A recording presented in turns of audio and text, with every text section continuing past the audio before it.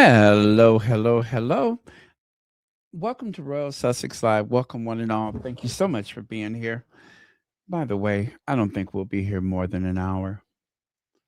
Hello, Connie Balmer. Thank you for being first. Mary H. Barbara Harris. Fancy, fancy. Uh, yeah, he's Bill's hair is solid. Bill Clinton. He's always had very thick hair, kind of like Alec Baldwin. There are just some people that are very blessed like that. That especially guys that have that really thick woolly mane, and yeah, he's that's his hair. Um, at my age, I still have somewhat of a youthful youthful hairline.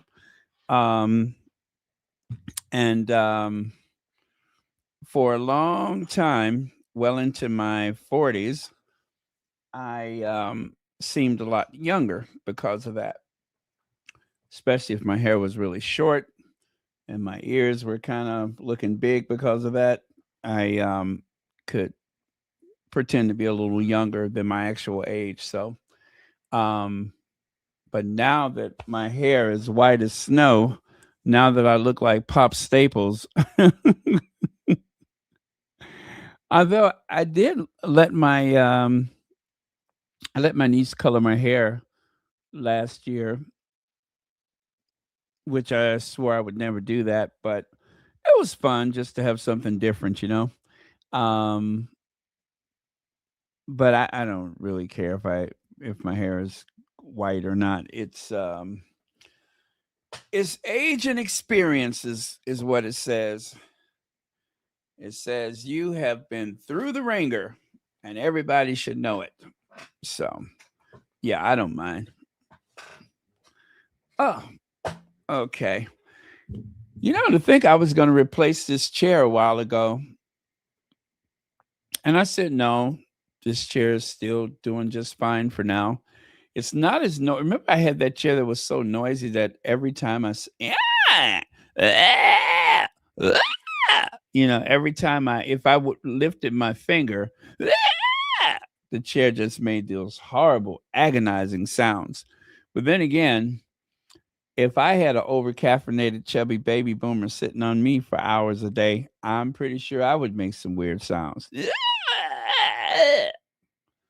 Yeah, it was crazy, wasn't it? But yeah, this one is still doing okay.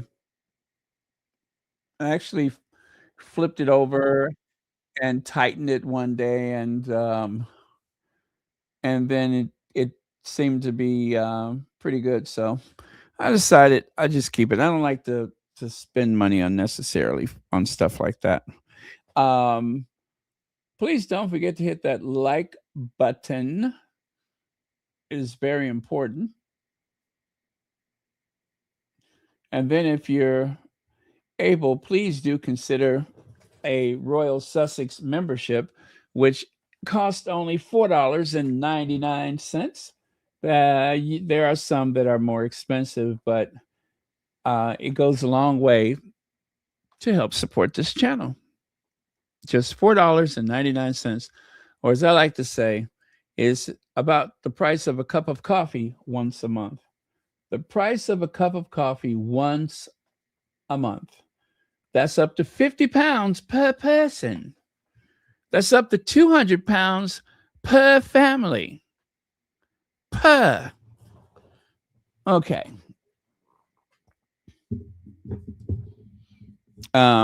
So our power couple, and they are a power couple, as I was saying earlier. They are a power couple. Their closeness to each other is very, very marketable. What comes natural to them is a huge commodity. Not that that's the point.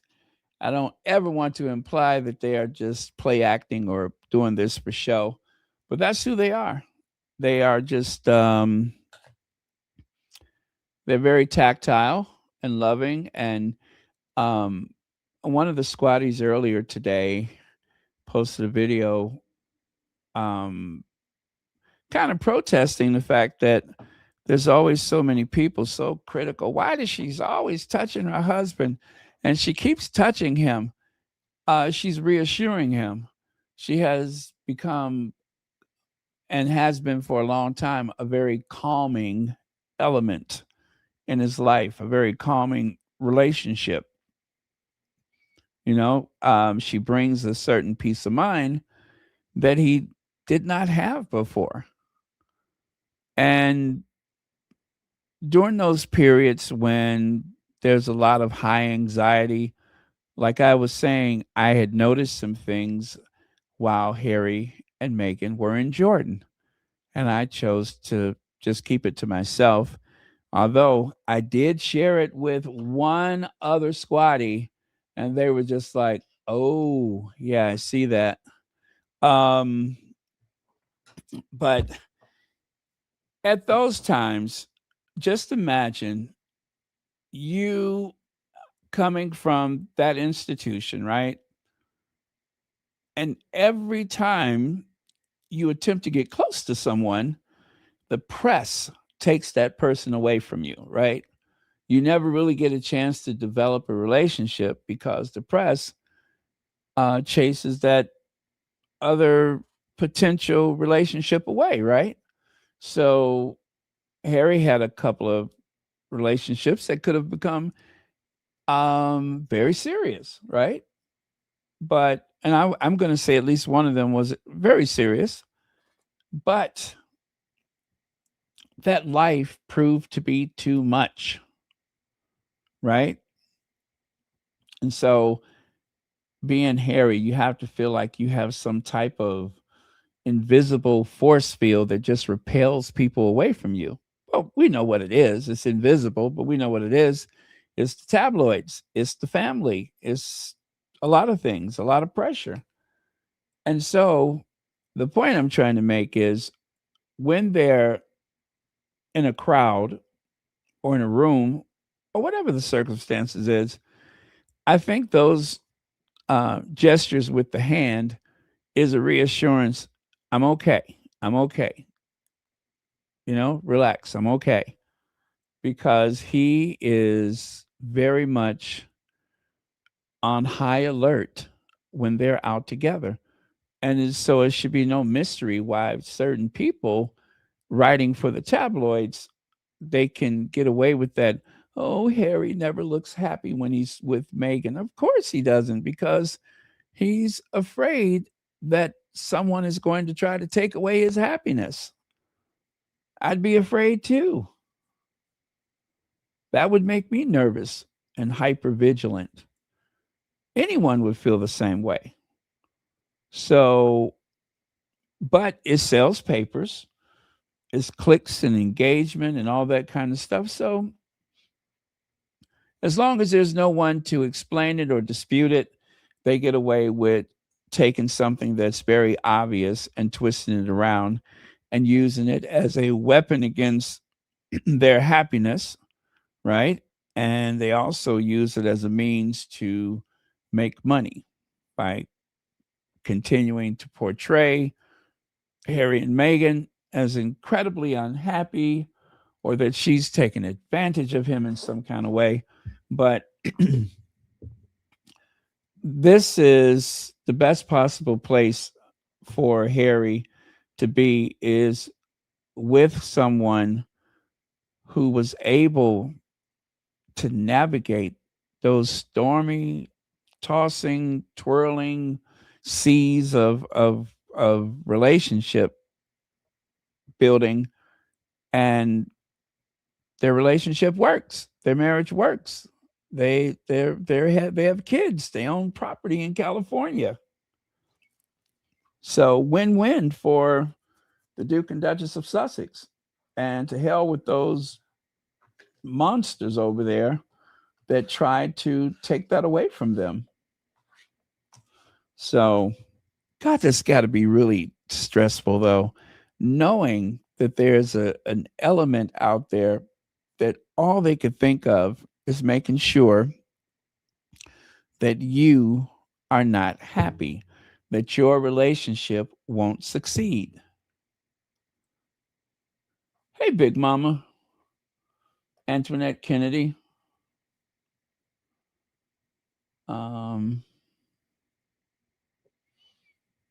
Take a look at a couple of your comments here.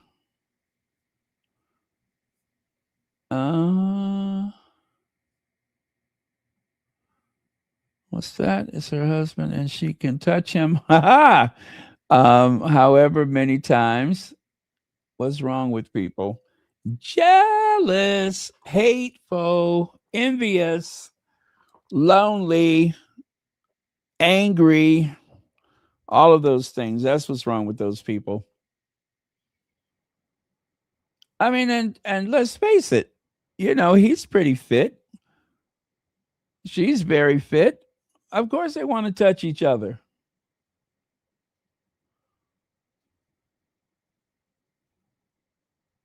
I just think it's so awful that people want to come for their happiness like that. So we're going to talk some more about Harry and Meghan. There was Jesse Jackson's funeral today. I mentioned it earlier. The three successfully elected presidents were there at the funeral today. And I would say 5 successfully elected presidents were there, but only 3 of those presidents were legally certified and able to serve office, but 2 of them had the election stolen away from them. Stolen, ripped away. They were hoodwinked. It was the okie doke.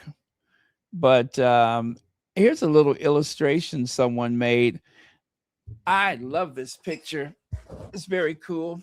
It is actually, taken from this scene, but very cool. Look at it. They even managed to get Uncle Joe's socks, right? They even managed to get those very interesting socks. Oh, went the wrong way. But so that happened today. Now, I have another video from earlier that I'm going to share with you. This is just another angle of the presidents and the Secretary of State and the Vice President entering, and the First Lady entering the church. And by the way, the funeral was on the south side of Chicago. And according to, was that you, Antoinette, that said it was 6 hours and 15 minutes? So, let's do that. Muriel, thank you so much. Muriel has been helping me stay, stay in touch with everything that's going on. People are lashing their frustrations and their racism on Harry and Meghan. Funny how Zara and Mike are praised for being more tactile in public. Yeah, especially when it looks like Mike is about to make out with William. When William is digging his claws in Mike Tyndall's back.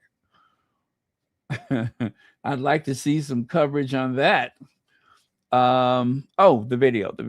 Let me grab that video.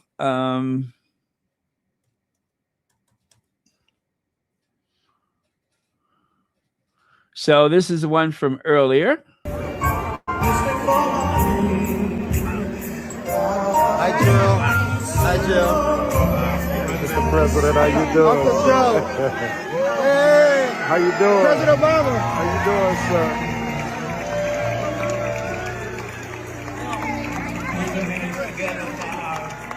Jackson family. How you doing, Mr. Secretary. How you doing? President Bill Clinton. Vice President Madam Harris. VP, how you So doing? good to see you. President Joe Biden. And the Southside home, President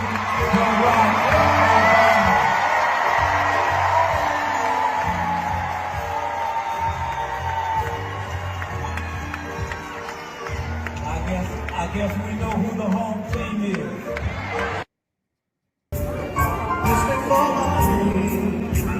Uh-oh, that's not the one I'm looking for. Let me find number 2. Let me see. Where is number 2 at?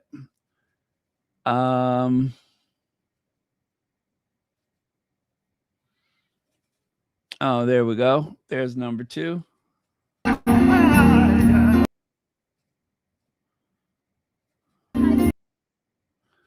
Okay. It did not want to load. Let me try it again.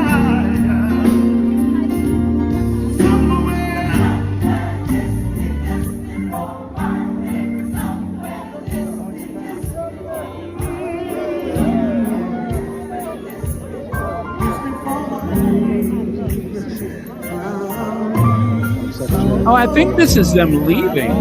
Yeah, I think maybe this is them leaving for the day. Nope. Yeah, there's the arrival. Is it? Jackson family. No, I think they're taking off. So that's probably why it took so long for this one to come out, because this was them making their exit, maybe? I'm not sure. But anyway, it was great to see them together. And, I'm wondering if they may have stopped by the Barack Obama Presidential Library. And you guys, there's a lot of people saying things about what the library looks like. Please give them a chance to finish it and to do their lands. Look at the size of that church. To do all of their landscaping and everything before we feed into the negativity. I believe the place is going to be covered with marble, and yes, it is a very tall and somewhat imposing looking building, but the park district, they sued the park district to try to prevent them from building on the parkland because the city is very protective about their green spaces. And so that design may have been a bit of a compromise, as well as, other things. But yeah, so just please give them a chance to finish it and clear out the construction. And like anything else, it will become familiar, and then all of the insults will stop. But in this internet age, we have to find a criticism for everything. Okay. So that was great to see them today. So good evening, angry monarchists. What are you angry about tonight? One of the squatties posted that, and I'm like, you know what? That strikes just the right note. What are you angry about tonight? Because there's got to be something. There's always got to be something to be angry about, something that will trigger. Yeah, it would not be complete if there wasn't a constant hostility brewing. But yeah, so what are they angry about? Let's take a look here. So we have experienced meaningful and rapid growth, and as ever is now ready to stand on its own. Our Duchess is parting ways with Netflix. They still have their first look deal intact. And, I haven't said this petty thing in a long time because I don't know. I try not to say it so much, but I think it is something that deserves to have its minute in the sun, its moment in the sun. And that is this. I still cannot figure out how is it people can justify this idea that Harry and Meghan have somehow failed at their attempt to build a new life in the US when they received reportedly $100 million from Netflix and the check cleared. They received reportedly $25 million from Spotify and the check cleared. Okay? So I don't know about you guys, but I would be okay. I could be the saddest person in the world singing sad ballads all day long. But you let somebody give me a check for $100 million and you'll never hear me singing anything bluer than zippity doo dah. And that's the truth. By the way, what movie did I steal that from? Anybody know what movie I stole that line from? But anyway, that'll give you that'll be a little homework for you. What movie did I steal that line from? I wouldn't sing anything bluer than zippity doo dah. Okay. But yeah, how can you accuse someone of being a loser when the check cleared? And I know that's not the only matrix to use to determine whether or not a person or a couple is successful, but it's true. The check cleared. They bought a home. Listen. They purchased a home in Montecito, one of the most desirable places in all of the United States to live, at half the price. Wait, wasn't the house originally 40 million? Then it dropped down to 29 and they paid what, 14 and some change?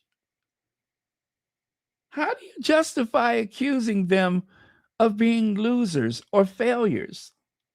I don't get that. And then everything that Meghan wears, it sells out. Everything that they do is an international story. And they have not even began to monetize their celebrity. This, as ever and with love, small change, because they're doing everything carefully and deliberately, and there's not enough people that celebrate their successes. It's the Sussex squad. There's a few Sussex friendly people. But other than that, I don't think there's enough people to celebrate their success. Not enough people know about how successful they've been. But I'm sorry, you give me $100 million and let that check clear, I will show you success. I will show you success. I'll be an Ozempic taking, couture wearing, successful fool. That's what I would be. Let's see here.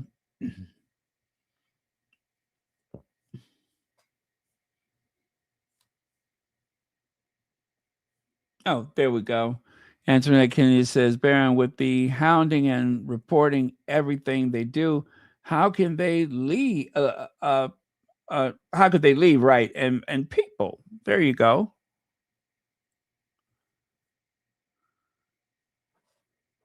And let me see what else we have. Thank you, Gwendolyn Daniels.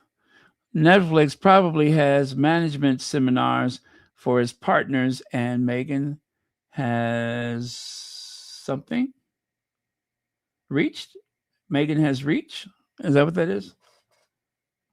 And Mary H says, wishful thinking, trolls doesn't have understanding, so they have no idea what progress and accomplishment looks like. Their leadership is William and Kate. Enough said. Enough said. This summer to see the Obama Library. Nice, nice. Well, I tell you, um, that area is absolutely beautiful. So let me make a recommendation for you. Since you're going to be in that area, do make sure you go and just check out the campus of the University of Chicago. It is beautiful. It has that whole Ivy League vibe to it. And also, there's a Frank Lloyd Wright house nearby, the Roby House, which is open for tours, and adjacent to the Obama Library. But you may know this already. Adjacent to the Obama Library is the Museum of Science and Industry, which is a favorite with kids. A favorite. Well, yeah, it's a beautiful area. It's the grounds of the 1893 World's Fair. So most of the World's Fair buildings, all but maybe just that one, most of them are gone. All of them but one are gone, and that's the Museum of Science and Industry. But it's a beautiful area.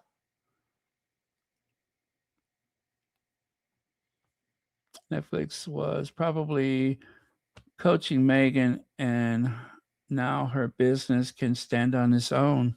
Yeah, I wonder about that though, because this is the thing. Meghan was already an entrepreneur, right? And Netflix is a big company, right? Huge, but they're not retailers.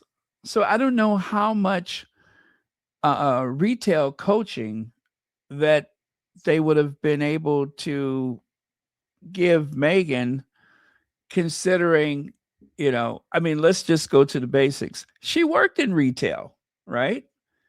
And she had her TIG. She's negotiated contracts before, like with the department store in Canada. Was it Reitman?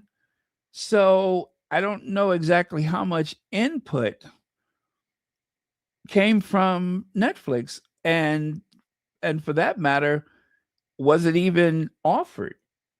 I mean, they were a partner, and as I said earlier, I think perhaps Netflix may have considered a bigger retail footprint. Now they do sell some things online, right? Um, but maybe they were considering a physical shop or two or three or 10.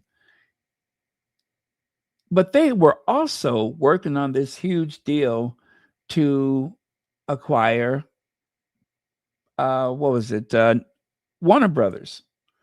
And that deal did not survive. It did not survive.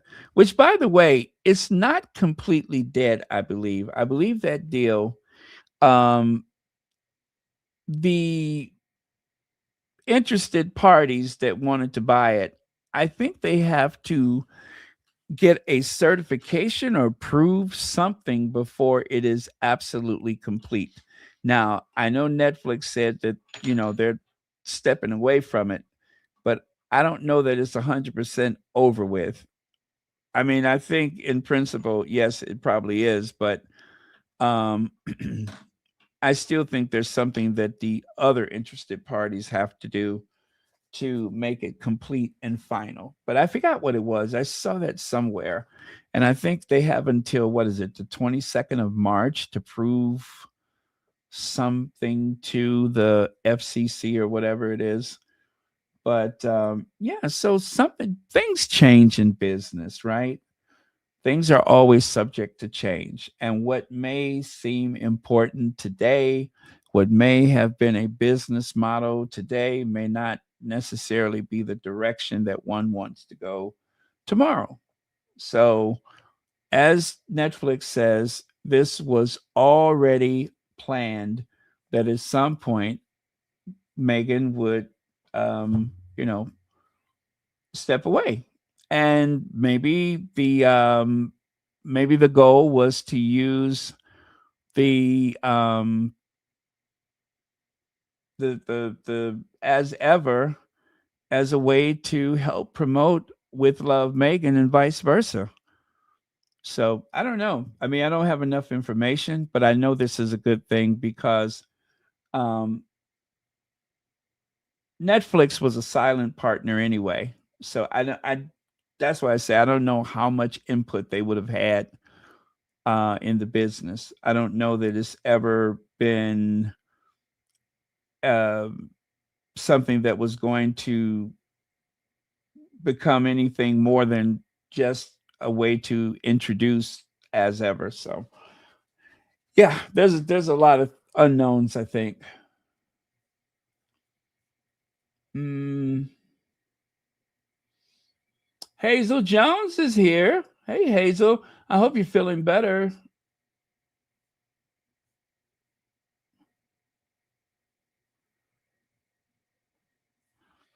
Okay, let me take this away. Remember, there are no leaks in Montecito. So, Feminagra has chimed in with the Meghan story. And I was hoping and waiting and wishing that I could share Feminagra's article. And just as I was finishing earlier, it finally popped up. So let's do that one then, shall we? Netflix has stepped back as an investor in As Ever, the lifestyle brand created by Meghan, Duchess of Sussex. The move, first reported by Variety, follows the brand's first year of rapid growth after its launch alongside Meghan's Netflix series With Love, Meghan. From the beginning, Netflix described its role as limited partnership designed to help launch the brand and introduce it to a global audience. A Netflix spokesman confirmed the transition in a statement, which reads as follows: Megan's passion for elevating everyday moments in beautiful yet simple ways inspired the creation of the As Ever brand. We are glad to have played a role in bringing that vision to life. As it was always intended, as it was always intended, Megan will continue growing the brand and take it into the next chapter independently. We look forward to celebrating how she continues to bring joy to households around the world.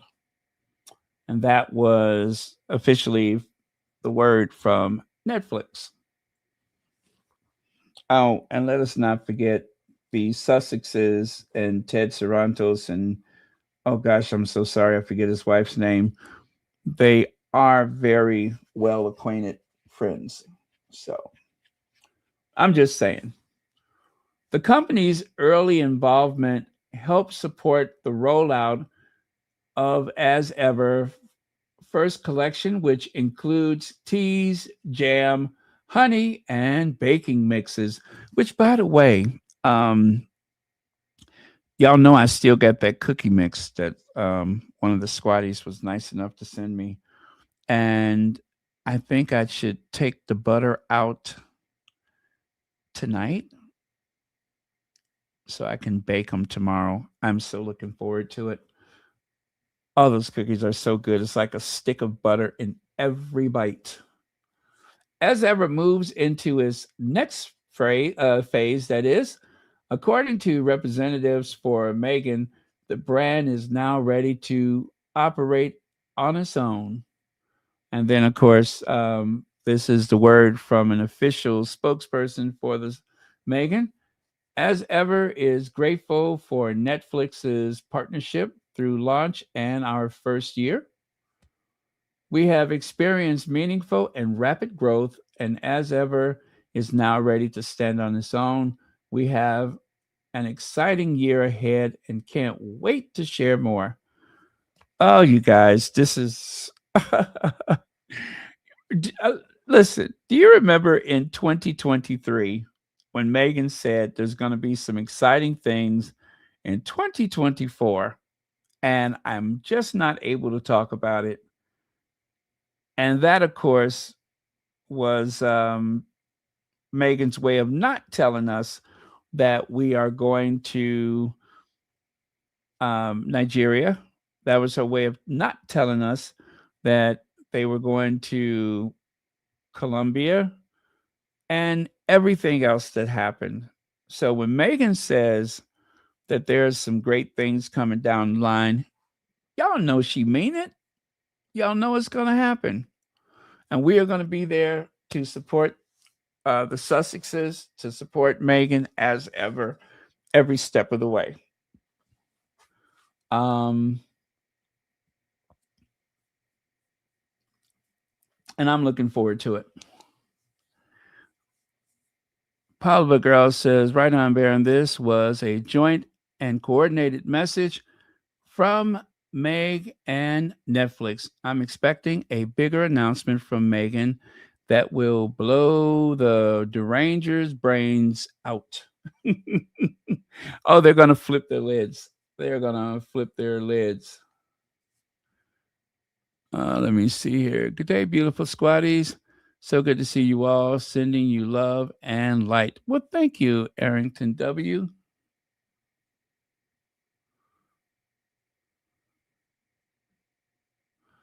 Let's see. Maybe Netflix wanted to change the personal touch of as ever. Sussex wanted to stay personal. Princess Meghan Sussex seemed happy with the way as ever is. Yeah, I mean, that's always a possibility, but remember, they were just a silent partner. So as a silent partner, I couldn't imagine that they would have had much input. And also, that's why I wanted to remind everyone that this was business amongst friends in some respects. So, and of course, a good way to lose a friend is because of business, but I don't think that's the case. And Netflix continues to support the Sussexes through their first look deal. And I just think there's some exciting things coming, and I'm looking forward to it. So I mean, it's okay. Everyone's entitled to their opinion, but I just don't want to assume that there was anything that was close to friction between both parties. I really want to see this as just exactly as they say. It was inevitable that this was going to happen, and is certainly should not appear in any way to be anything more than that, according to their statements today. But again, I won't tell anybody what to think, but I'm just a naturally optimistic, positive person. And I'm going to take both Meghan and the As Ever team at their word, and I'm going to take Netflix at their word. Because we're all one big happy family. The Sussexes work with Netflix. I've had a Netflix account for years. As Ever has produced all kind of things loaded with carbohydrates. I love carbohydrates. I love carbohydrates. You see how we have this symbiotic relationship. You put some carbs on the table, I eat the carbs off the table. It's the circle of life. Yeah. Okay, I'm being silly. Let me see. A high percentage of startups go under in a year. Is that so? Help from Netflix was valuable. Yeah, and maybe that was did it come with the new contract? Was it part of the old contract? Remember, we have not seen the contract. It okay, what about this? I'm just going to throw this out there. What if that was fulfilling part of a contract agreement that came with the $100 million reported $100 million contract. I mean, it could go so many different directions, but like I said, the check cleared, and that's all I care about.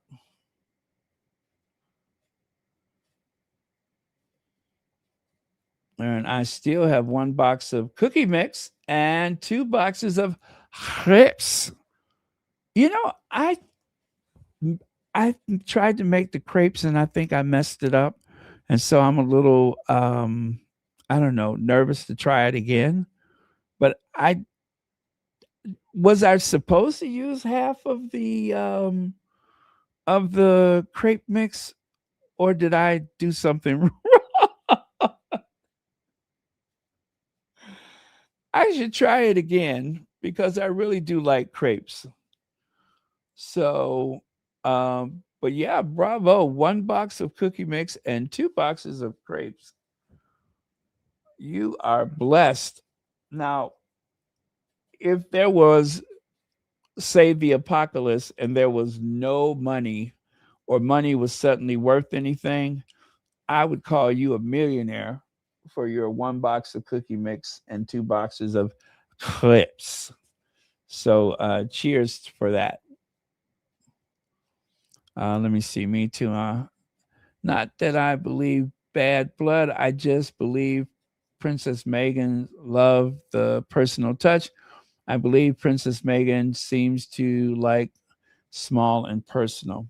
Yeah, there's something to be said, because too many moving parts, it unnecessarily will overcomplicate things that ought to remain very simple. One thing I learned from working in manufacturing is that the less hands touch the product, the better the overall quality. But the more involvement you have, the more people that touch the product, there's a greater possibility of poor quality. So let that serve as a metaphor. Less is more. Legs, thanks for joining us. I still have 2 boxes of cookie mix. You too are rich and wealthy beyond your own knowledge. Oh, hold on a second, you guys.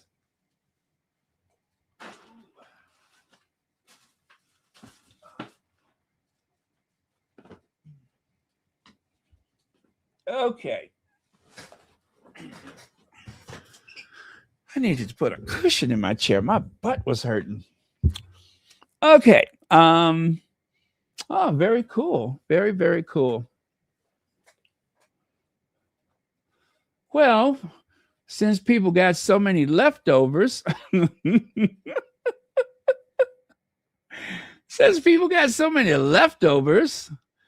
just saying, since people got so many leftovers, Royal Sussex, 1440 West Taylor Street, number 523, Chicago, Illinois, 60607. That's Royal Sussex, 140 West Taylor Street, Chicago, Illinois, 60607, number 523. Thank you for watching Royal Sussex. Guests of the Royal Sussex show stay at the Omni All Suites Hotel, located just footsteps from Michigan Avenue. Now, you know what? If I had a guest, a live person guest, I would make sure that they stayed at the Omni All Suites Hotel. And all they have to do is give me their credit card so that I can secure their room for them. I'm not paying for it. But no, that's what do you remember Oprah used to say that? Guests of the Oprah Winfrey Show stay at the Omni All Suites Hotel, located just footsteps from Michigan Avenue.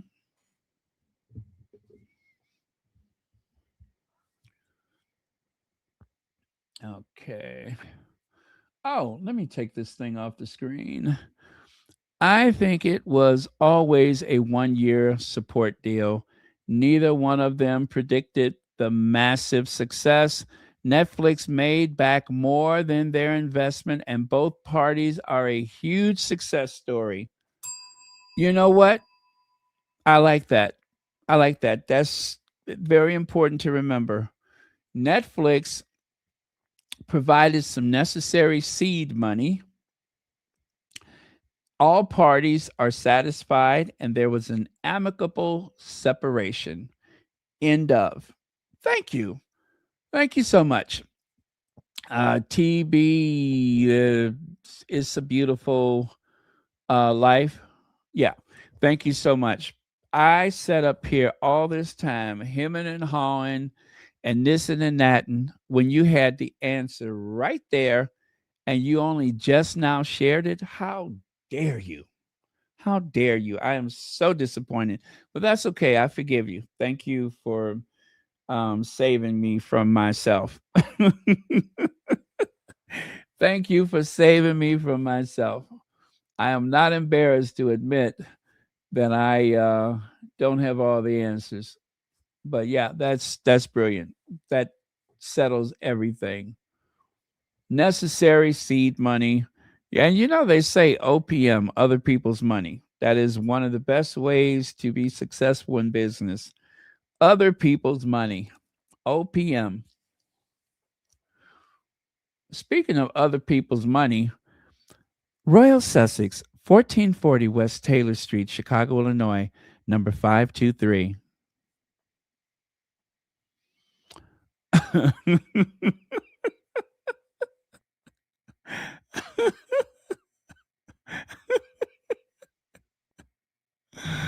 Ah. Okay, so the transition effectively gives Meghan full ownership and control of the company moving forward. Netflix executives had previously spoken publicly about their belief in Meghan's commercial influence. In a 2025 interview, Netflix CEO, co CEO Ted Sarandos, not Toast, Sarandos described the company as a passive partner and praised her cultural impact. The executive pointed to the intense consumer interest surrounding Meghan's public appearance as evidence of her reach. He also said that Meghan is underestimated in terms of her influence on culture.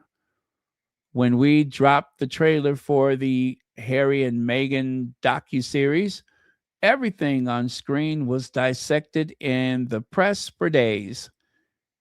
Shoes she was wearing sold out all over the world. Hermes blanket that was on the chair behind her sold out everywhere in the world. People are fascinated with Meghan Markle. She and Harry are overly dismissed. Ted Sarandos.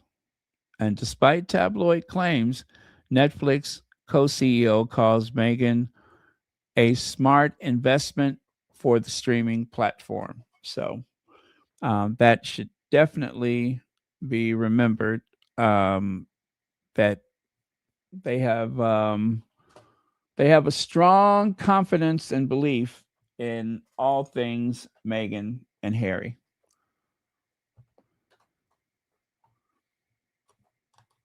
Okay.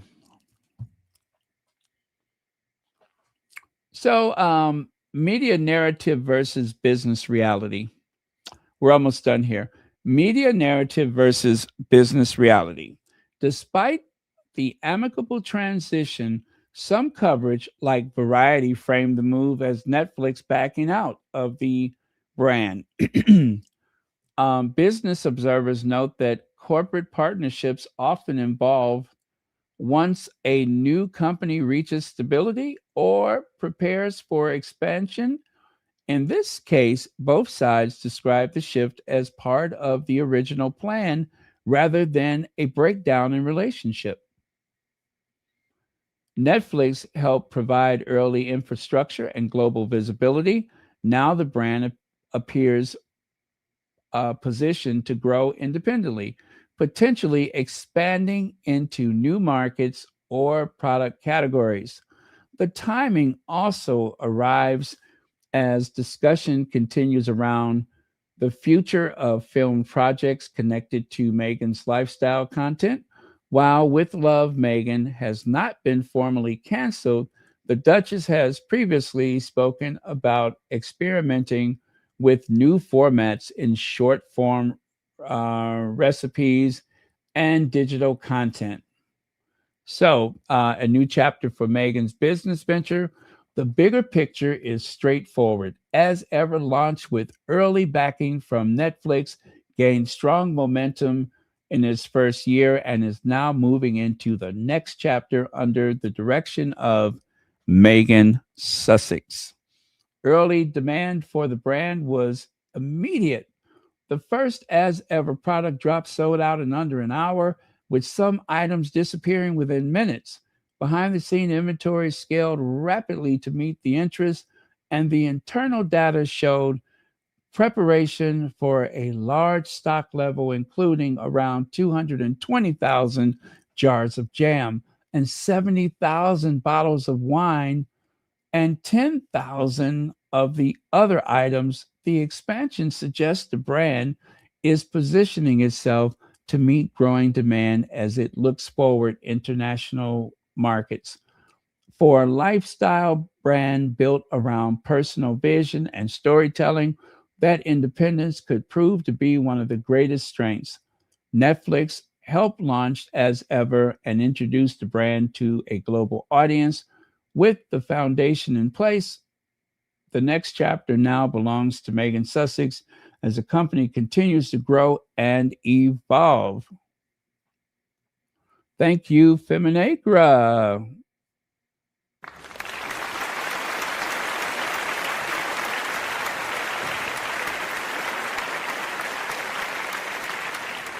Now, see, that's what I was looking for. I couldn't wait for Feminagra to chime in because, yeah, the other people have their ideas about what's going on. But when you know that there's someone in Megan's corner, someone who has this incredible writing ability, then that is where you should go for your information. So if you haven't signed up for Feminagra, you really should because you know that they're going to give the Sussexes a fair shake. And I'm going to put the link for Feminagra on the screen right here. They talk about other topics, of course, and it is definitely worth reading from Feminagra compared to a lot of other sources because I trust them. I trust Feminagra. So there it is. I'm going to put that at the top of the chat for you. There it is. I have pinned it to the top of the chat. And you need only click on that and it will take you directly to Feminagra. How's that? You really cannot go wrong.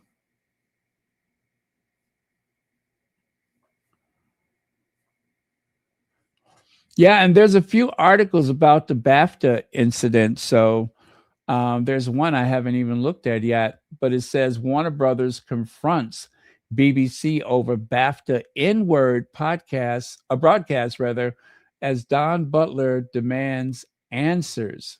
Maybe we'll do that one tomorrow. That looks very interesting. And then we can have a nice little discussion afterwards because, a lot of press has already moved on, but Feminagra has not. So if you want to see that article, it's called Warner Brothers Confronts BBC Over BAFTA N-word Broadcast as Don Butler Demands Answers. Yeah, so make sure you go and check it out.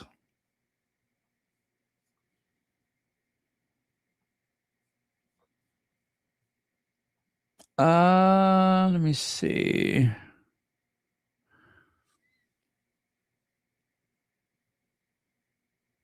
Yeah, right? It is very smart that she renegotiated the deal or negotiated the deal with Netflix where she regains full control once as ever. Oh, didn't mean to do that yet.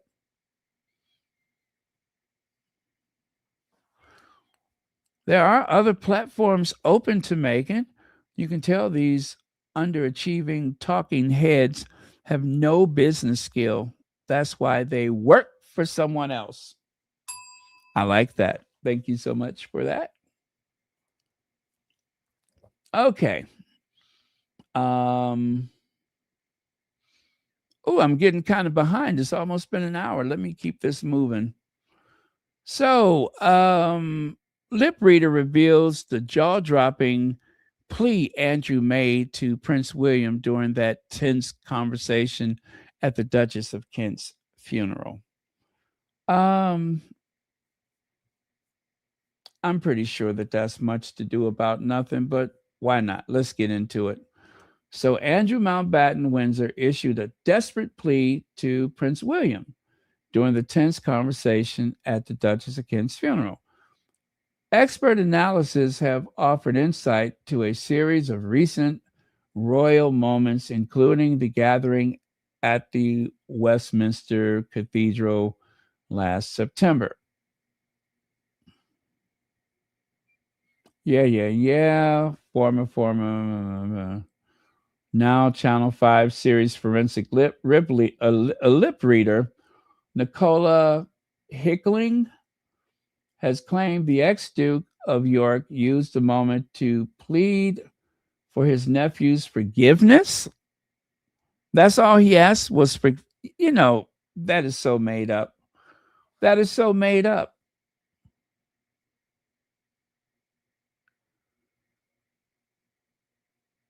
That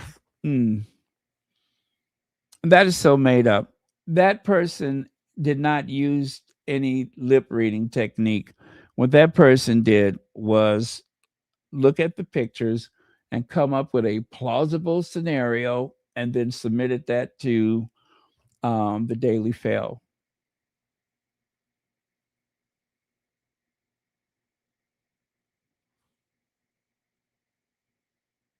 He used the moment to plead for his nephew's forgiveness.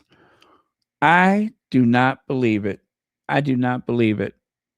And also, I am going to say again that this whole thing about William being very angry and cross with him at the funeral is a big lie. That is a lie. William was laughing with him. And it wasn't until they noticed the cameras that all of a sudden William started looking a little more serious and then began to distance himself from his uncle. Let me do this.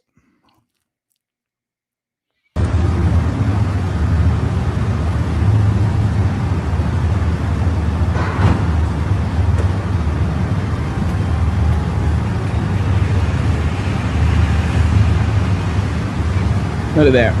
Talking to Sarah Ferguson. Doesn't look like tension to me. You can see the Duke of York back there. Prince Andrew. Doesn't seem like any tension to me. And there, look, Willie just had a little smile on his face. Where's the tension? Where is the tension? There was none. That's where it is. Okay, so that was a lie. Let me do one more.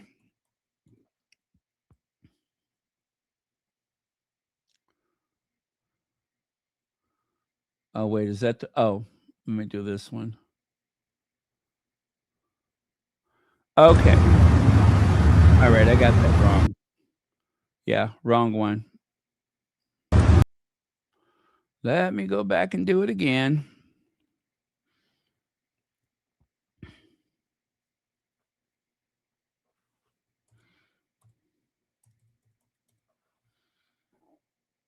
Okay.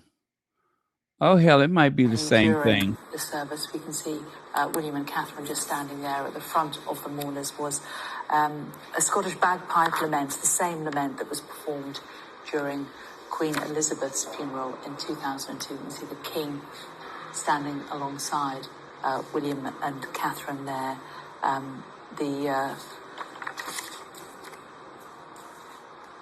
We're expecting the cortege will slowly move off. The Queen has pulled out of attending the funeral, the first to be held for a member of the monarchy in British history. Among the things that happened during the service, we can see William and Catherine just standing there at the front of the mourners, was a Scottish bagpipe lament, the same lament that was performed during Queen Elizabeth's funeral in 2002. You can see the King standing alongside William and Catherine there.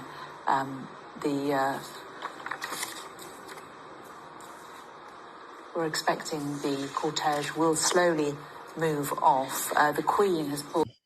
Now, that gesture that he just made with his finger, I do believe that he was speaking to his father, because in one of the pictures actually, yeah, one of the pictures you can see that well, you know what? I'll just show you. But that's what they're doing. They are trying to reinvent or retell the event in some way that is flattering to William. And I wouldn't be surprised if we found out that one of the staff people at the Kensington Palace did not orchestrate some of this revisionist history to favor William. See there, that finger gesture. This is probably a different photographer, different angle, but when he pointed his finger like that, he was saying something to his father. Also, I got to tell you, his father was laughing and joking with Andrew during this period, waiting for their vehicles to come and pick them up or whatever. So a lot of it is just made up. They were one big happy family standing on the stoop waiting for their vehicles to pick them up. There was not this great tension and all that kind of stuff. William always looks like he's angry about something and such, but I just don't believe that there's any real bad blood between William and his uncle. And the reason why I believe that is because William probably got so much dirt of his own that has been suppressed by the press that,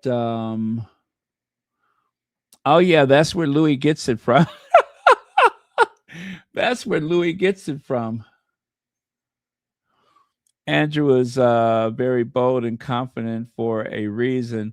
All of the fake outrage and fake title removal is all for show to save themselves. Yes, they understand Andrew. They are Andrew. They're all Andrew, except for our darling Prince Harry. They're all Andrew in some way or another. There's no mistake that Andy and Fergie were positioned where they were. We all know they are obsessed with optics. This was their way of testing the waters to get people back comfy with Andy coming back out again. Yeah. And you know what? And it wasn't just a matter of them testing the waters. I believe it was with the consent of Charles that they test the water. Do you know I believe it was last year at Royal Ascot, Charles kissed Fergie's hand. He publicly kissed her hand to greet her. So again, where is the anger? Where's the animosity? Charles kissing Fergie's hand, William driving his uncle to church, and to pretend like he was forced to do that by the palace, that's a big lie. He did it because he wanted to. You can't get William to do anything he doesn't want to do. Why in the world would William offer to drive his uncle to church? You know what? It's brilliant what you just said. Testing the waters. And they're going to keep testing the waters. Whenever they think the coast is clear, they're going to bring him back out again to see if the public will tolerate him. I have no doubt that Andrew is favored in the family. I do not believe that he knows so much and he's going to threaten his brother with spilling the beans and all that kind of stuff. He doesn't have to. He doesn't have to. Everything is for show. And his headstone or his tomb or whatever will bear the name Andrew, Prince of York, or Duke of York. Prince Andrew, Duke of York.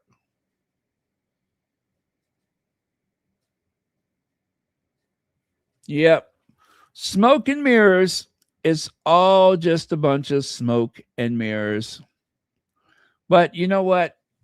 It's over. And as I said, the fat lady is going to sing for these people sooner or later, and they are going to be stripped of their privileges. Also, that article from A.N. Wilson, the article from what is it, Amanda? Is it Amanda Platel and Liz Jones? Those articles seem to have done the job because William and Kate cannot stay home to save their lives. They have been out working so much, and I am very proud of them. I am very proud because usually they don't do much work from Christmas to not Trooping the Colors, the Commonwealth Day. You guys know Commonwealth Day is coming up soon, right? As a matter of fact, when is it? Hold on, I'll find out. Commonwealth Day 2026. That is, that's this weekend. March the 9th, that's this weekend. No, that's Monday. Commonwealth Day is Monday, you guys. And just look at how much work that William and Kate has done, if you want to call it work. Look at how much they've actually been out doing things. I'm so proud of them. I really am. I'm not being shady at all. I am so proud of them. You know what, guys? If they're working, maybe they're not plotting against Harry and Meghan. You know what I mean? One of the reasons why they have to go after the Sussexes is to distract from their lack of work. Maybe if they keep themselves busy, they can leave Harry and Meghan alone. So, again, I want to look at things in a positive way. And I hope that is something that will give them something to do aside from taking off to the island of Mystique and plotting and scheming against Harry and Meghan. All they got to do is do some work. That's it.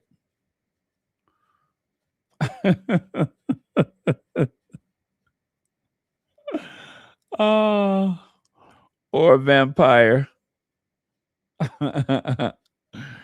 Well, but A.N. Wilson, he called it. He said that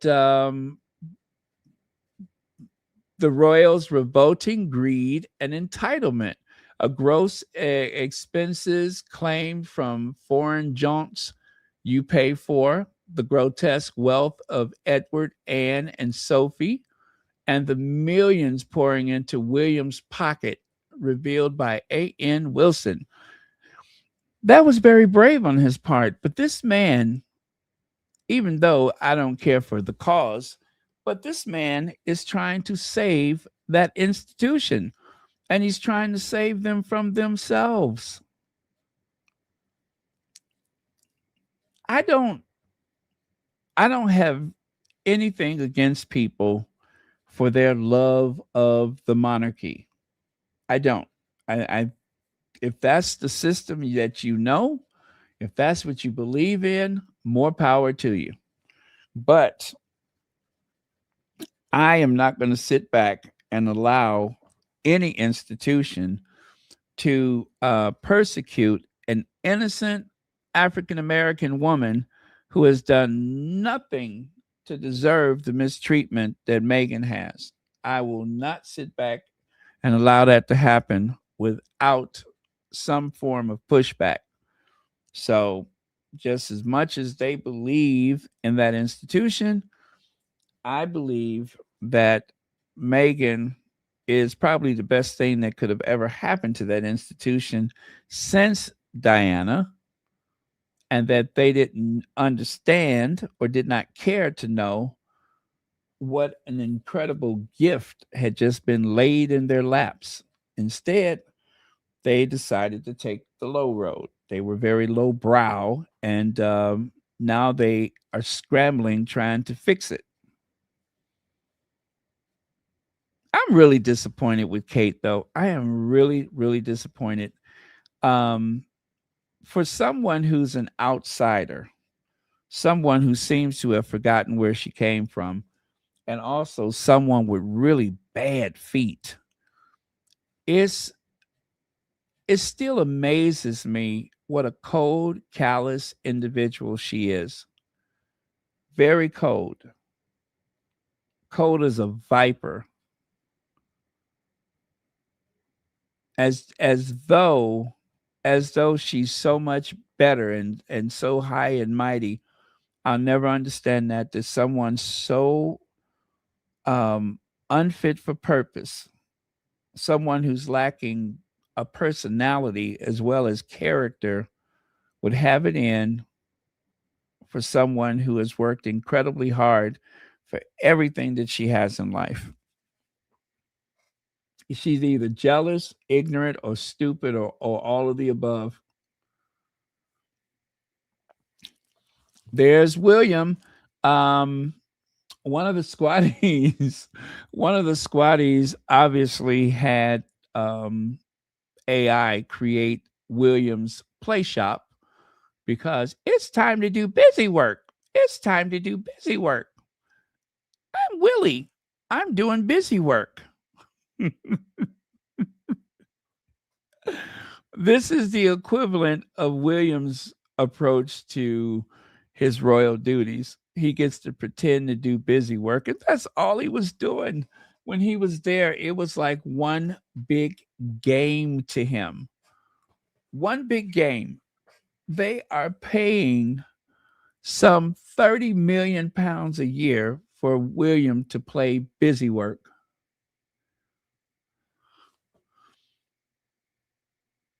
Greed and entitlement. I like that.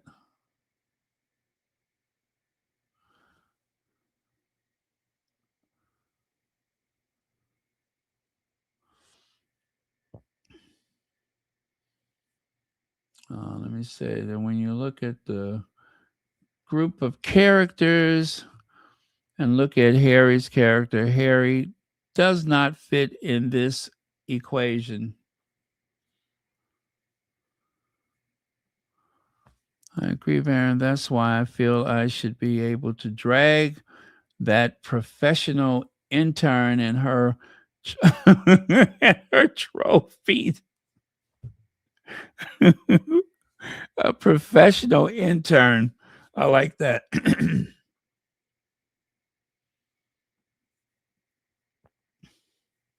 So, as I said, Kate was, this was a good visit for her. I'm going to be very fair and I'm going to say she looked amazing. Um, I'm only going to clock her for wearing white because Meghan wore white, but that's it. Um, I hope she does more of this. I hope she does things independent of what Meghan is doing. I hope she does more things that doesn't look like she's, step by step pretending to be someone she's not. Um and I'm gonna hope and pray that they can stop the hostility because it's really not good for either side. And if you want to say, oh, it doesn't matter, they're in the US, I understand why you're saying that, but I'm going to warn you that nothing in life is that simple. The royal family is still a very powerful institution, and they can be very disruptive to the Sussexes if they, really set out to do that. And they have continued to try to interfere with them, especially when they're doing these tours and such. They have tried to interfere as much as they could. And you really have to depend upon the host nation or whatever group to ignore them. But we all know that they're not above threatening people, just like they did ABC. They're not above threatening a major American television network just to get their way. And that was for Andrew. So we need peace in the family. I'm not saying that Harry and Meghan need to go back and try to kiss up to them. I'd rather they didn't. And I'm pretty sure that they won't. Harry and Meghan are in a position of power. They're not weak, not in the least bit. They're rich, they're lovable, they have friends, they have people who don't give a tinker's damn about the royal family, and they're successful. So, yes, on the surface, they do not need that institution, but it doesn't hurt to get along whenever possible. None of us ought to make enemies um, unless we just really have to. We none of us should go out of our ways to make enemies. Lex says, "Oh, how come that's not working? Oh, there it is. I want them to stop the copying, cosplaying, and the harassment. Until then, I cannot take them seriously." I understand that. I understand that.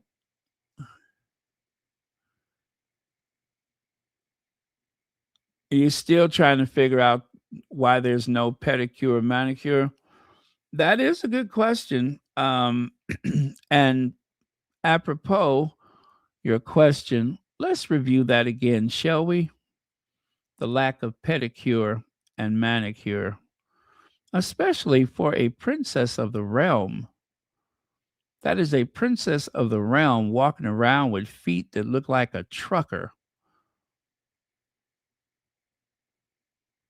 Um, Gosh, what did I do with it? It'd be kind of hard for her to hide those feet, so it shouldn't be too difficult for me to it shouldn't be too difficult for me to find them.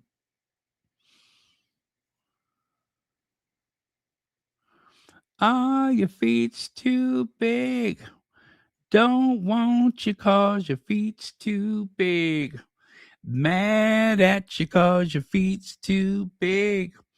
I really hate you 'cause your feet's too big. Y'all ever hear that song? Your feet's too big. Don't want you 'cause your feet's too big. And then the chorus, no, not the chorus, but he says, when you go and die, ain't nobody gonna sob. Undertaker's gonna have quite a job. They're gonna say, look at you while you're laying in that casket with them two big feet sticking up out the basket. Ah, your feet's too big. Don't want you 'cause your feet's too big.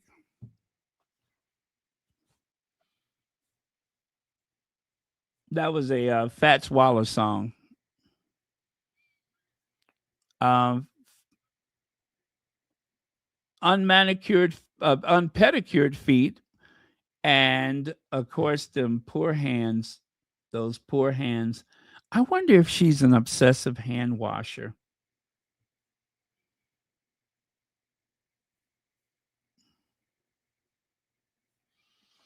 Let me see. Kate Middleton is a very sinister woman.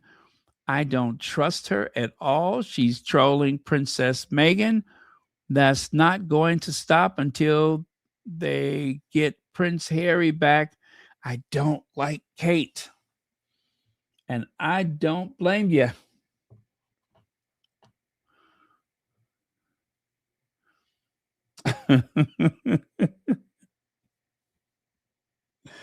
Yeah, I would imagine. Maybe it's because she still wears those boots that she's had since high school. You know, those leather boots that has like that, like leather tassel or whatever hanging off the side.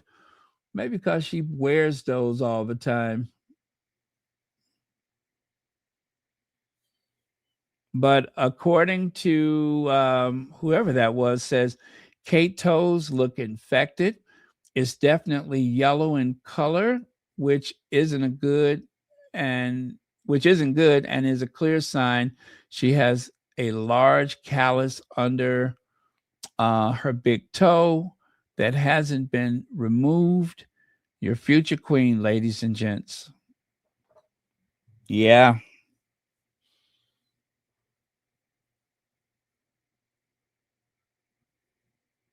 Yep. That's Kate Speed. I mean, but what do you expect? Her mom was an air hostess that was on her feet, walking back and forth up and down the aisles of the plane, sticking cocktail bottles in her pocket and purse and such, allegedly. Oh, man. Okay, let me keep moving because I did promise an hour and I'm just getting off track here. Uh, where was I? Mm, oh, oh, nope, that's not it. Nope, that's not it. Mm-mm. Mm-mm. Wait. Oh, there I go, right there.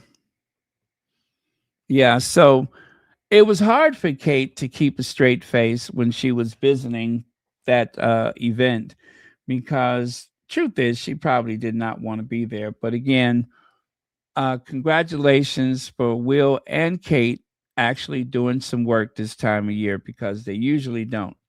They are usually on vacation right now. Prince William was heckled this week um, again. And in case you missed that, I'm going to share it with you.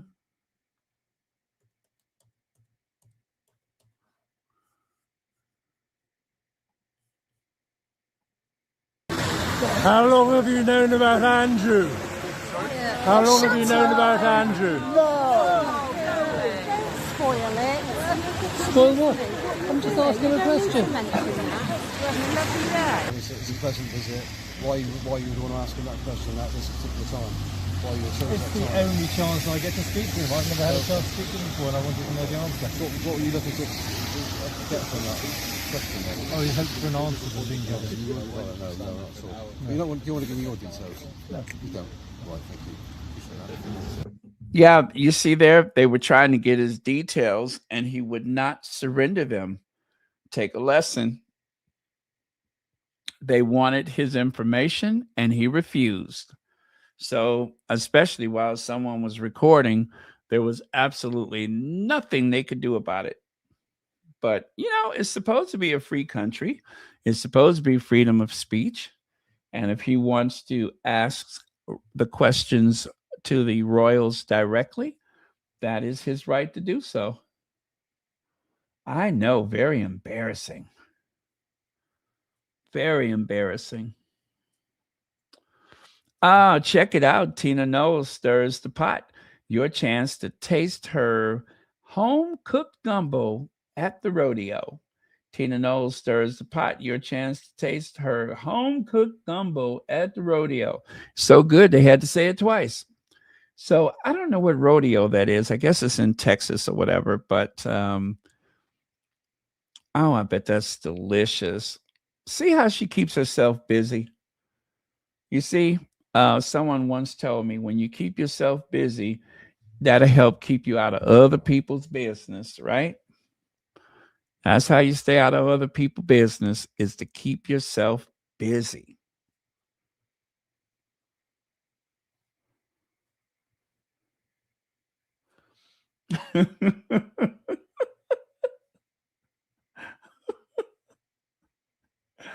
Not the Barney Rubble feet. Yappa dabba doo.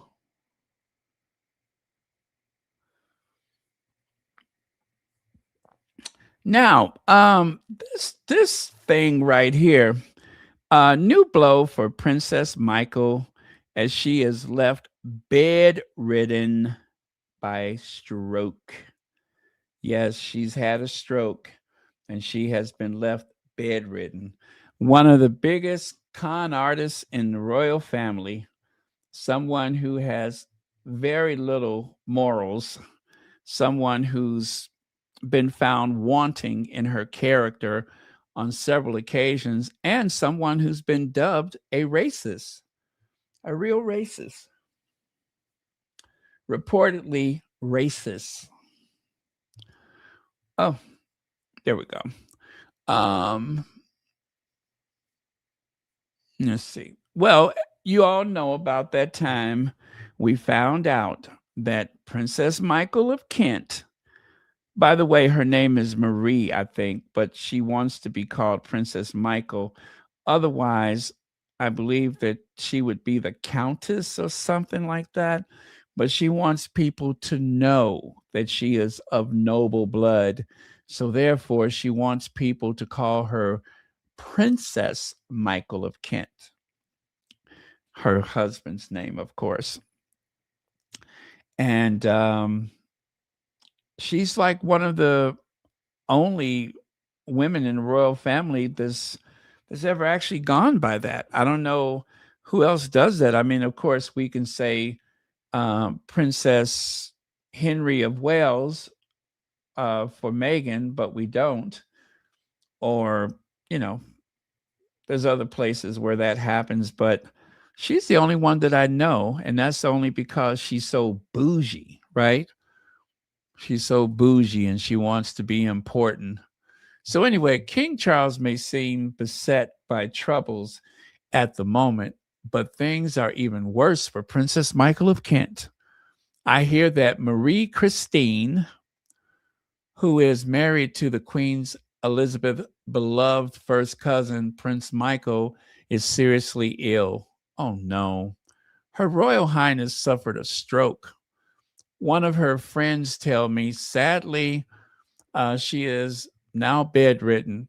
It is just the latest misfortune for the princess, who's 81 years old, by the way, who attended King Charles' pre-Christmas lunch at Buckingham Palace in 2024 with her wrist encased in splints.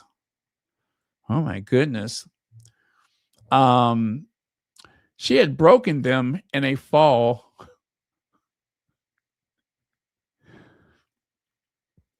She had broken them in a fall down the stairs.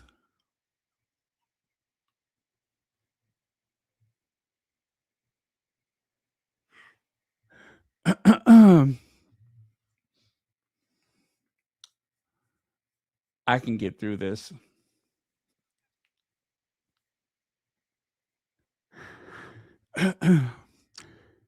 She had broken them in a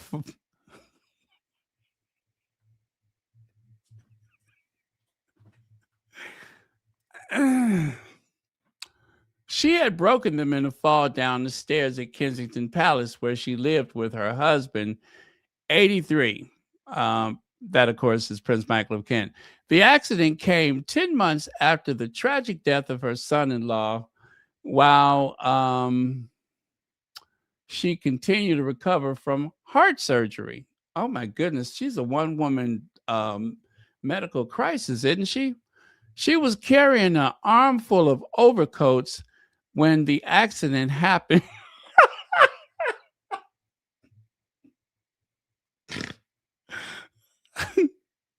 Luckily, she fell onto the coats, but broke multiple small bones when she put her hands to break her fall.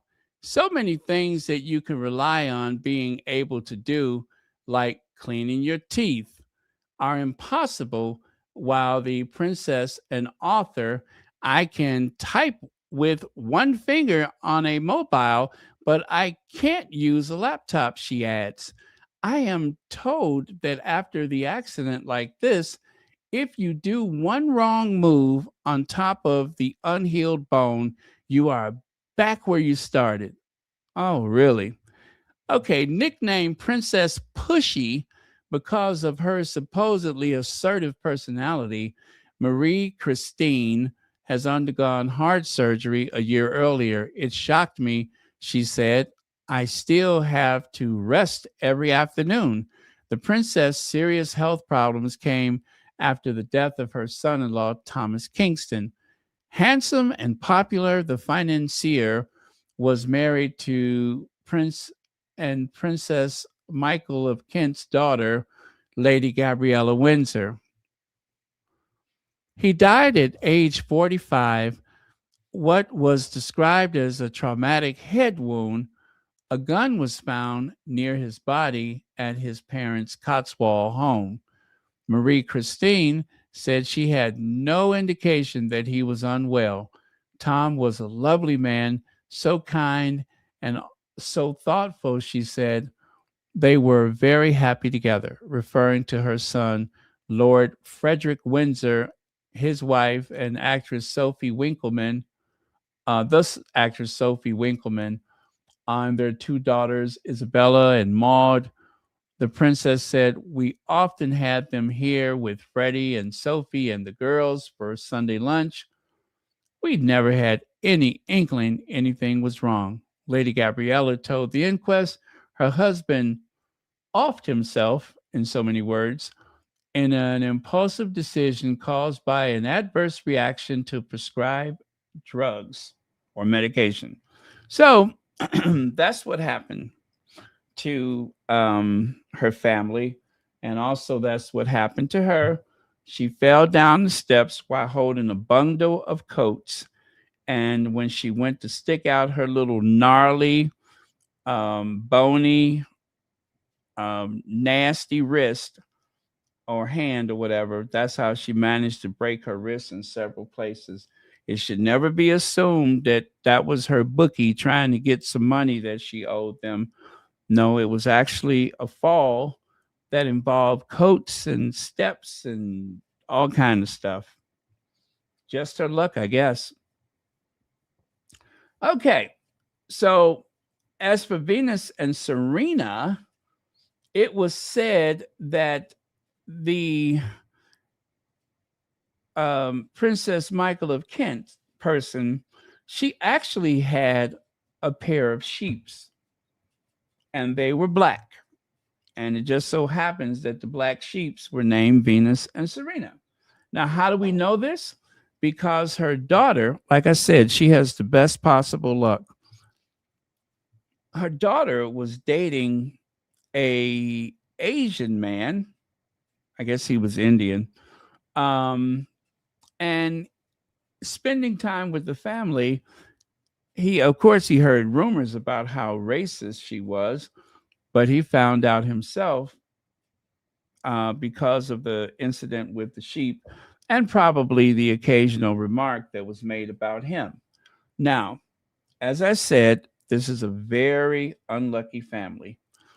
How is it that her daughter was dating this guy, that they were doing party favors, chemically dependent to something, and swimming in Queen Elizabeth's swimming pool at Buckingham Palace, naked? They would swim naked, according to him, in the Queen's swimming pool. He wrote a book about his time with that family. And of course, another oddity about that relationship was the fact that later on, when they broke up, he ended up dating a man that he worked with, I think. But anyway, he is now married to that man.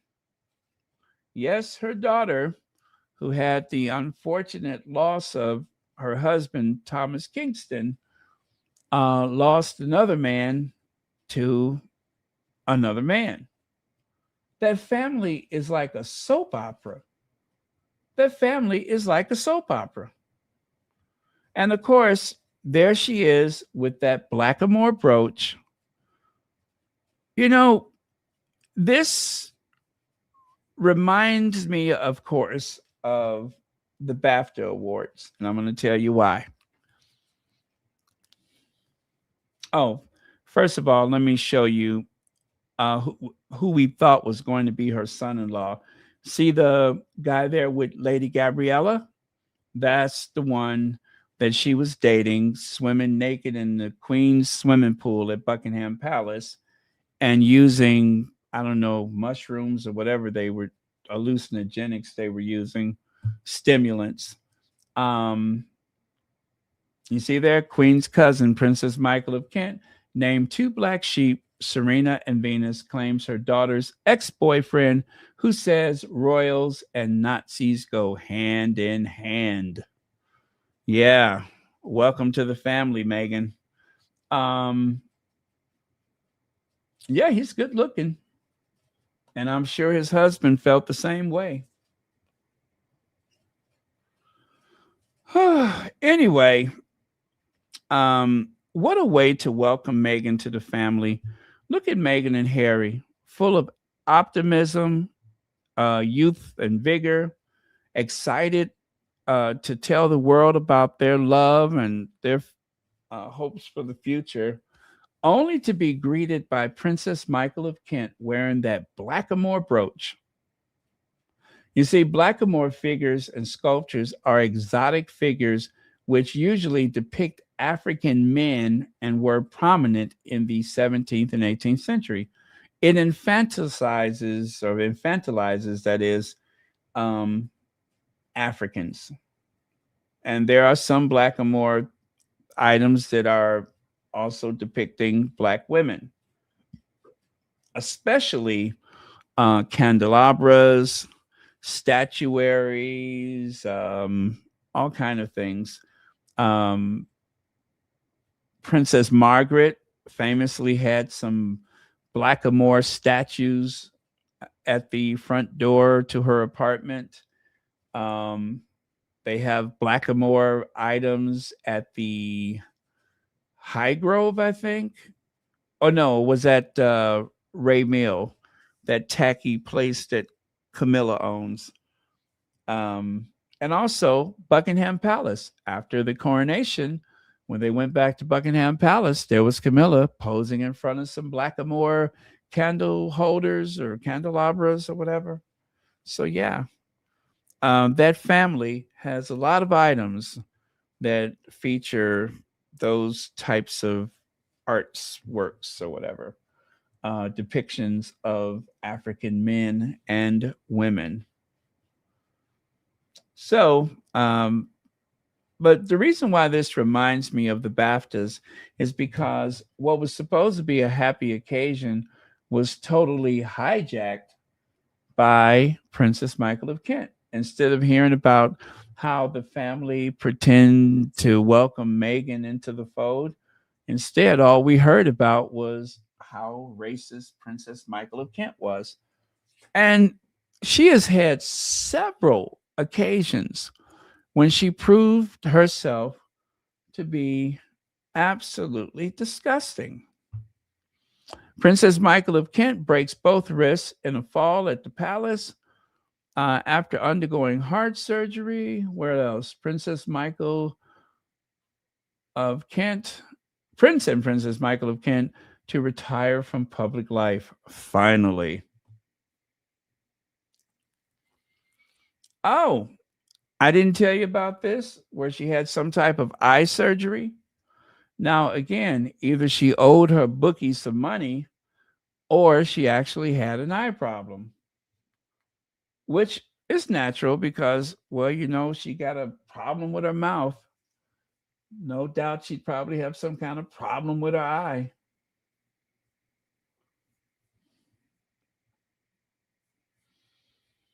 And wait, it gets better, you guys. It gets even better. Now, with everything that I just said, what else could she have possibly gotten up to?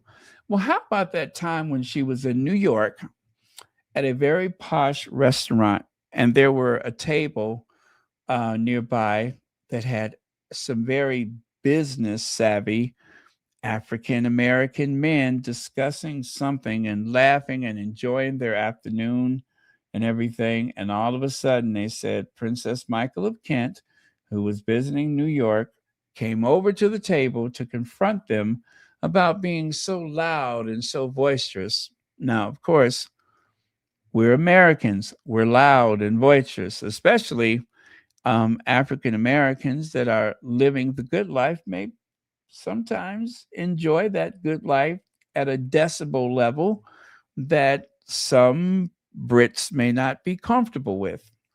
When I was in the UK, I was told that I was talking too loud, and I get it. And I was being very American, very loud.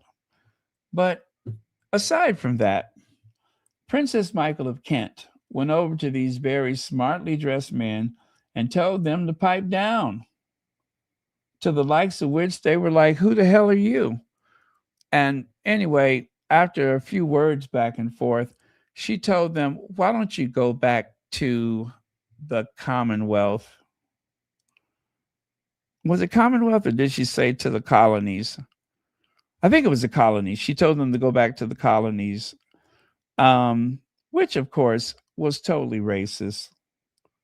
In other words, go back to a place where you're likely to never see, the US or the UK. Very racist remark. But of course, that is Princess Michael of Kent. It wouldn't be her if she didn't say something like that. Princess Diana knew about her Nazi origin story, that her father was a Nazi officer. Or did I mention that? Where is he? That's her father right there. See the Nazi? That's her father. Now, she claimed that she didn't know about her father's history, but there are people who say that that's an absolute lie, that she knew all about it. Well, I'm sure there's more stories, but can you believe that this happened to her? The connection between Princess Michael of Kent and the fake sheik. Undercover reporter Mazer, Mazer Mahmoud refers to the 2005 tabloid Sting, where she was caught making several indiscreet remarks about the British royal family. Yes, she said some pretty nasty and negative things about the royal family, such as she described the late Princess of Wales as bitter, nasty, and strange. On Prince Charles, she said, "Oh, he was jealous of Diana's popularity and had only married her as a womb to provide heirs." Now, this is a quote. This is what she said. And I do believe that they recorded this meeting, so she couldn't deny it. And when Harry had that unfortunate situation with the uniform, the Nazi uniform, she suggested that she defended his right to wear it. Yeah, she didn't think it was a big deal, and suggested that it would have been less fuss about it if he had been dressed as a communist. And as far as Queen Elizabeth is concerned, she speculated that the Queen might remain as alert as the Queen Mother into her later years.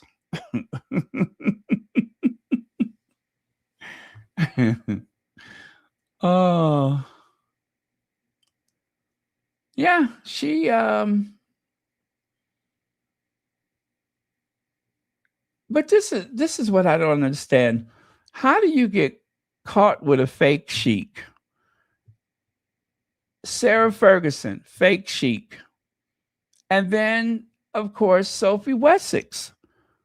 I don't know who was the first one to do it, but whoever it was, the other two should not have happened.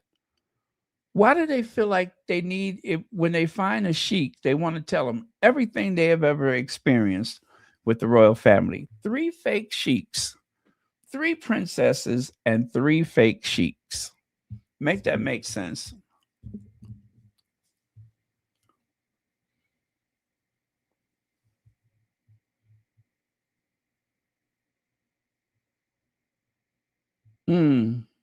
This was one of several royal scalps for Mahmoud, who also famously targeted Sophie, Duchess of Edinburgh, and then the Countess of Wessex at the time, and Sarah Ferguson in 2010. Wait a minute. Do you mean to tell me that this is the same person that duped all 3 of them? Get out of here. Get out of here. He managed to dupe all 3 of them? Wow.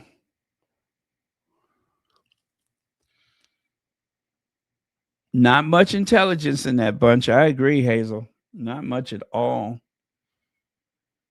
And believe me, there is nobody who could convince them that they are not the best and the brightest, not to mention ordained by God to be in those positions. Anyway, you guys, I went much longer than I intended to. I don't know how that happened, but we're going to end it there. Thank you so much for coming back. I will see you all tomorrow, and hopefully we'll have something to share about our faves.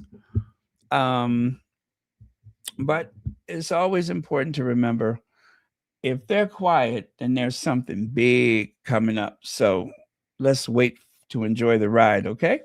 All right. See you guys. Good night. God bless. And thank you so much for watching Royal Sussex.